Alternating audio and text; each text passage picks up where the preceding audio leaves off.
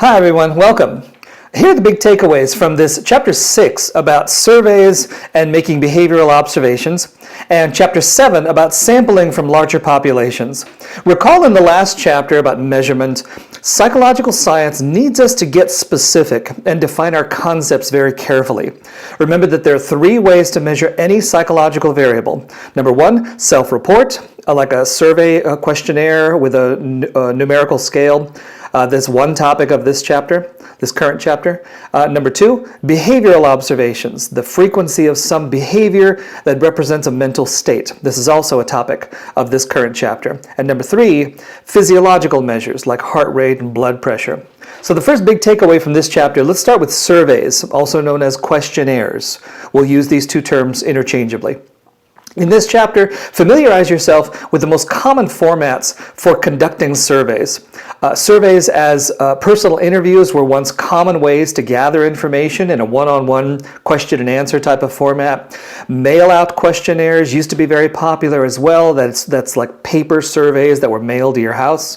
These are both self-report instruments that ask the participants to answer each question. Now, these have largely been replaced by online surveys, online questionnaires in online surveys, and you yourself may have been solicited or asked to participate in an online survey at some point. The great advantage of mail and online questionnaires was the ease of distribution and the ease of collecting the data, relatively low cost, especially in the online version, and the relative anonymity that we can promise the participants.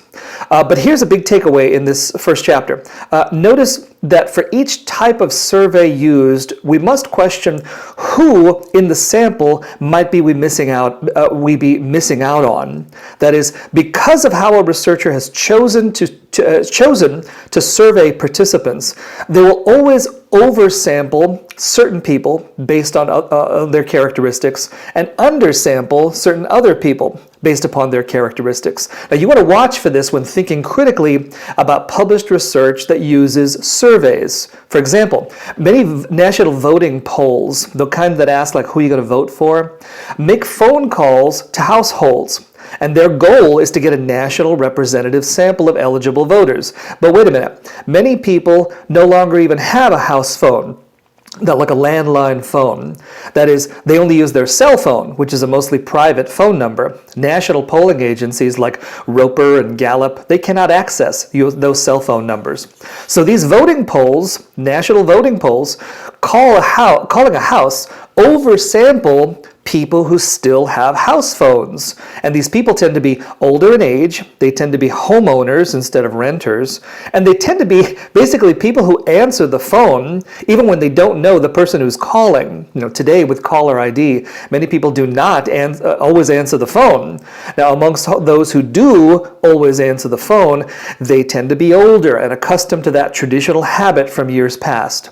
So a national voting poll of eligible voters may undersample young people, may undersample renters instead of homeowners, may undersample people who tend to just not answer the phone calls from strangers. Watch for this when thinking critically about published research using surveys. For example, if a research article states that San Antonians think a certain opinion, look carefully at how they gathered their survey data. If they stop people on the city street to gather opinions, then they only talk to people walking on the street. It is unlikely that they gathered a representative sample of San Antonians. Be sure to also read in this chapter about some basic principles of good questionnaire design and survey construction.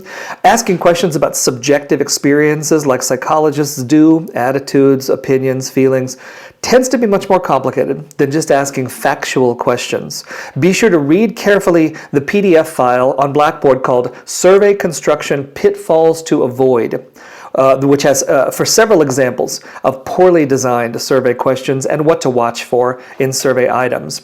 Second big takeaway in this chapter, remember that surveys and questionnaires are highly vulnerable to social desirability bias, especially when a researcher is asking sensitive questions about private or intimate topics. Remember, this is exactly what interests psychologists, private things, right? Psychology researchers must be especially careful to minimize social desirability bias, which is the tendency for respondents or participants to distort answers in ways that will make them look better or will at least avoid making the participant look bad. This means they may not always be telling the truth in their responses. All psychological research is vulnerable to this, so please be sure to review from Chapter 4 now, go back to Chapter 4 on ethics, about how we offer anonymity and promise confidentiality. Those were good ethical practices, but important here, these are ways to make research participants feel more comfortable about giving honest responses to our questions in psychological research. Third takeaway in this chapter, it also walks us through how behavioral observation measures are created. We produce a quantitative score from observations, a checklist, of very specific behaviors that we believe represent a mental process or emotional state of a participant. These are often used with children rather than adults. Using a behavioral checklist, we typically are counting the frequency or quantifying certain behaviors to represent more or less presence of a mental state or an emotional state. And lastly, takeaway number 4, reading in this chapter 7 about our final topic on sampling or choosing participants to be in a research study. Sampling, psychologists want to make generalizations, want to draw conclusions based upon a relatively small number of people who we want to represent all the other people who were unavailable to us for this specific research study. Those other people are called the population. And the people actually in our study are a sample of that population. Be sure you know these two definitions. So in summary, the big takeaways from this Chapter 6 about surveys and behavioral observations and Chapter 7 about sampling are these. Number 1, surveys or questionnaires are very common in psychological research, and as a healthy skeptic, you want to be watchful about how a researcher has chosen their participants. Psychologists want to represent all people who are mostly unavailable, and so we have to choose a small sample that we hope to make as representative as possible. Number 2, remember that surveys and questionnaires are highly vulnerable to social desirability bias, especially when a researcher is asking sensitive questions about private matters or intimate topics. Offering anonymity and promising confidentiality are how we minimize social desirability bias. And lastly, read about principles of questionnaire design and procedures for creating behavioral checklists to measure observable behavior that represents a mental process or an emotional state.